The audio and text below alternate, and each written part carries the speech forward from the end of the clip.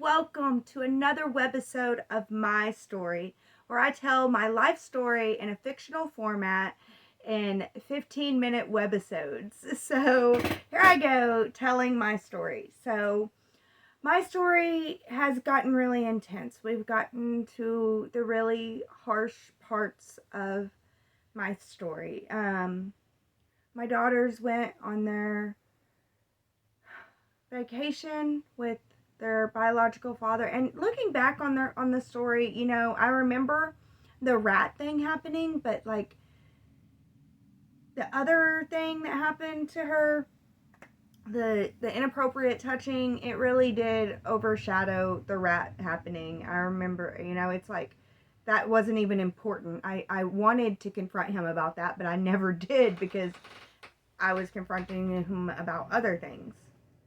The inappropriate touching really did overshadow the rat's loss, but that was a loss for me too. And you can tell that I've processed a lot of the emotional trauma in it, that I'm now able to process the loss of the rats. I remember I loved them. They really were like a part of our family, and it was really sad.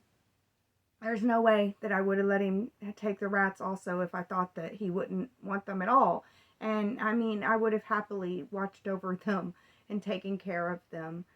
So it's really frustrating. That part is really frustrating. But it got overshadowed and it never got dealt with, and we moved on, And the kids moved on. And whenever I had them at home, they were different. They would use the bathroom outside in the yard. We had a fenced in yard, and they would go to the corners, and I'd talk to them about that and be like, we don't have to do that, and it's okay, and try to get them to use the bathroom again. It was like a re-potty training, but a different type of re-potty training. So that was really strange. It became, everything about parenting became strange and different. I wanted to be a mom, and I had studied child psychology, and I knew how to be a mom.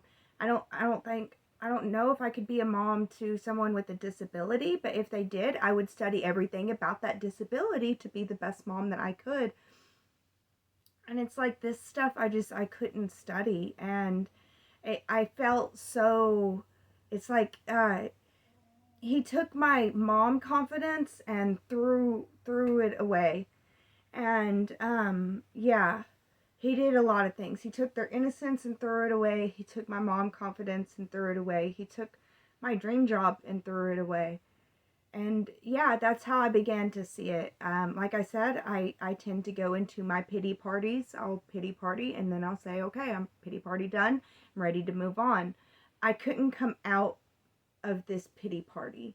It was a pity party that I was unable to come out of, and I just found myself every day getting deeper and deeper depressed. I had finished my schooling, but I felt like it was all for nothing because I wasn't going to be able to get a job. And yeah, I felt like, he had taken everything from us. And I did not expect that phone call for him to admit it to me. And that was shocking to me. I don't think that I responded appropriately. I was like, okay, well, I gotta get off here. I'll talk to you later. Bye. Because I didn't know what to say. I didn't know how to respond. I was in shock. I was in awe. Yeah, and I was going deeper and deeper into depression. And every time Dave would call me, I would just be crying and upset. I wouldn't want to talk about it, but I wouldn't be able to not cry. I got to where I would talk to my sisters. I would try to be strong for my daughters. All I would do is just hang out with them in the playroom all day and make them food. And there was no schedule anymore. I don't know. I was trying, guys. One thing though, I do want to rewind just a little bit to go over. I did bring the pit bull with me out of state, and the pit bull stayed with me the whole time. So I had the pit bull and my youngest daughter, and we were visiting everyone that we could visit. And my pit bull at one point jumped out of the car, just jumped out and rolled and had road rash. And I took him to the vet, and the vet had given me medicine, and I was treating him. He had road rash down his side. It wasn't on his face, but it was like maybe a couple. Oh, there was one point whenever I was at my father's house during the visitation. I remember this. I don't know why the dog did, but we were just hanging out by the pool, and some stray dog comes over and like growls at me, and my pit bull fought that dog, and so he probably had some marks on his face. But he got that dog out of there. He grabbed him by his balls, y'all. It was crazy, but it was a crazy story. Anyway, when I got home from the pit bull with the kids, and we got back to our home state with the pit bull, and he takes off running, and I could not find him, and we were looking for him for days. My oldest daughter really loves her pit bulls, so she was really upset, and so finally I was like, well, let's go to the shelter and see if we can find him. And sure enough, he was there, and we were all, you guys, I'm like this, I'm just like 5'1". I'm 5'1", and I'm a tiny little girl, and I'm walking in there with 3 toddlers, and I see him, and I'm like, it's our dog, and the girls are like, yay! And they walk up to me and say, you're under arrest. And I'm like, what? So basically, when they found the dog, they thought that the dog had been fighting, that somebody had been fighting the dog, and they said, we really thought that he was really friendly, but they took me in the back. They separated me from the kids, took me in the back. A police officer, I guess, or an animal welfare officer would probably be more accurate. But she's like, were you fighting the dog? And I was like, what? No, we went back to my home state on vacation. We just got home. He had jumped out of the car. He had road rash, and I had taken him to the vet already, and I got him medicine, and I pulled it out of my purse, and she's like, oh, really? And she's like, let me see it. Because I had that medicine, they let me go with the dog. They let me have the dog, and they let me go because they're like, okay, there's no way she's fighting the dog. It was just silly to me. The whole thing was funny to me. I really wasn't upset in the moment, and it's just funny to me to tell the story. But even more hilarious is during this time, because I just became depressed. I didn't have a job. I wasn't going to school no more. I was useless, and I felt like Zach had taken everything from me, every possibility in the world. And I was just really, really depressed. But they told me in order to comply with the law, I have to take my dog to a vet in this state because he'd been to a vet in the other state, and then any medicine and follow through. And then animal welfare had to come to my house once a week to check on my dog. And so animal welfare coming to my house during that time helped me. It helps me because I've always been an extrovert, and having someone to come and check on me, even though it's just a check on how I'm treating my dog, my beloved nanny dog that my children love, it really did. It helped. And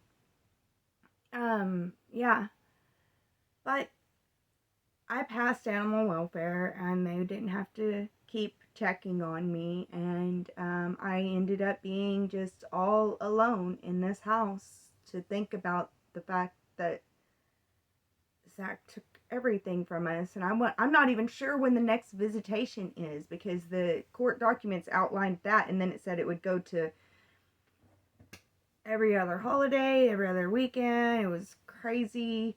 Summertime visitation. I don't know how it's going to work. I know my daughter's going to start kindergarten, and I'm just madly depressed. And every time I talk to Dave, I'm sad. And my sister will call me, and she's trying to cheer me up, and she really can't. And finally, my sister is just like, why won't you move back down here? And I'm like, there's no way I'm going to move back down there. I mean, that's where he is. And she's like, we don't have to tell him. Okay. The possibility of moving back home entered my mind.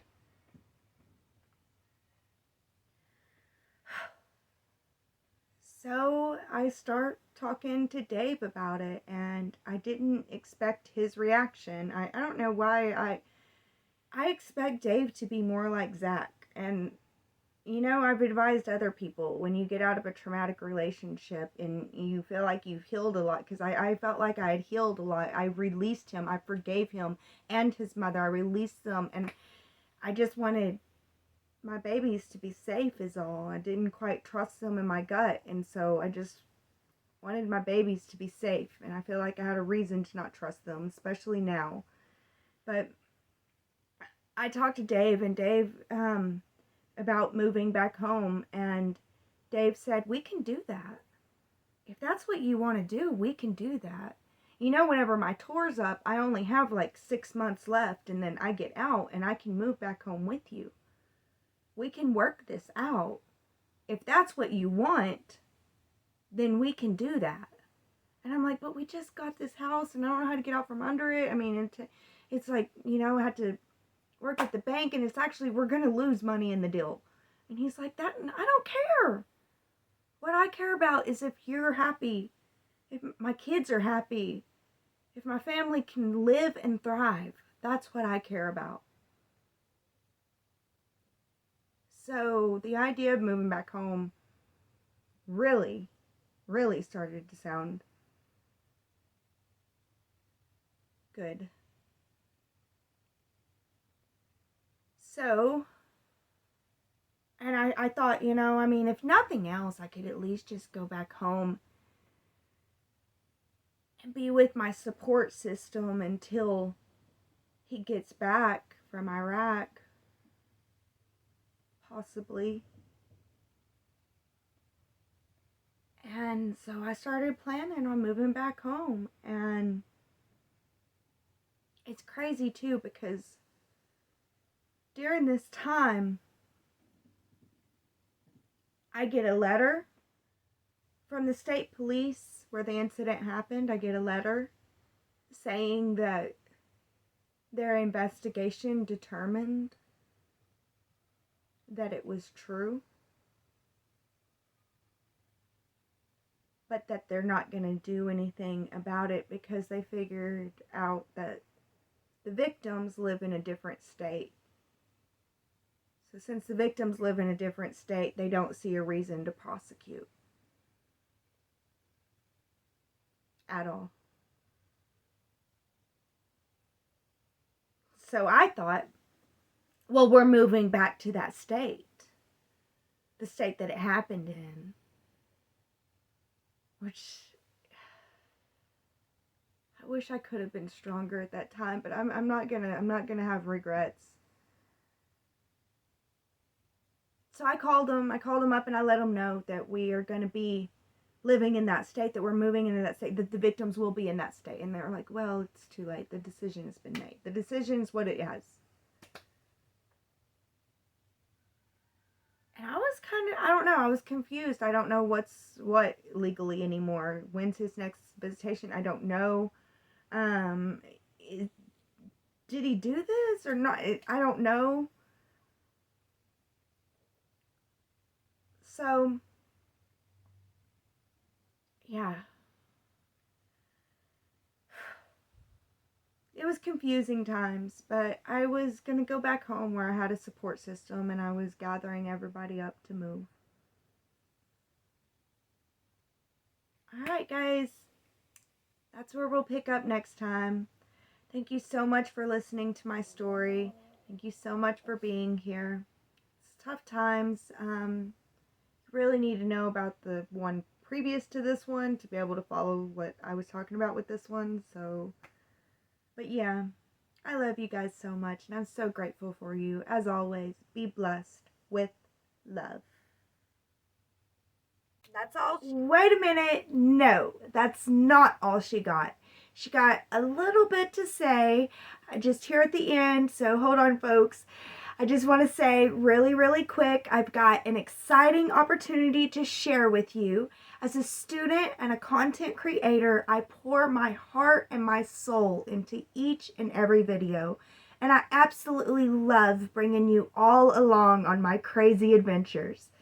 But creating quality content requires a lot of time, effort, and resources. But that's where you can come in. If you enjoy my videos and want to share your support, I've set up a few ways for you to contribute and become an even more integral part of the Mystic Hillbilly community. Your support means the world to me, and it helps me to continue doing what I love most. First of all, I have a few donation options available to you. If you'd like to make a one-time contribution, you can find the links to my Cashapp, Venmo, and PayPal in the video descriptions. And every single donation, no matter how big or small, truly makes a difference and allows me to create even more exciting content for you all.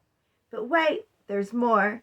I'm thrilled to introduce to you my Patreon membership, where for only $5.55 a month, you can gain access to exclusive behind-the-scenes content and outtakes from all my videos. As a Patreon supporter, you'll get to see all the edits and behind-the-scenes bloopers that didn't make it in the final cut. It's like having a VIP pass to the Mystic Hillbilly editing room. This is really something special for all my haters out there. As a member, you'll gain access to hours of footage of me making mistakes, doing everything wrong, and just having an all-around hilarious time. So, haters, if you ever want to see me in my most human, this is your golden opportunity.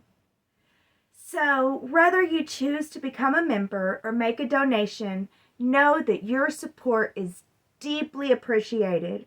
I genuinely thank each and every one of you for being a part of this amazing journey with me. Your positive energy and contributions mean everything to me.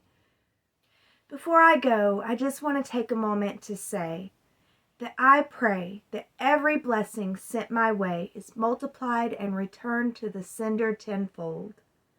May success find their way into your lives as you've brought them into mine. Thank you all so much for your support, and until next time, stay adventurous, stay curious, and always remember to keep the mystic in you alive. And now, that's all she got.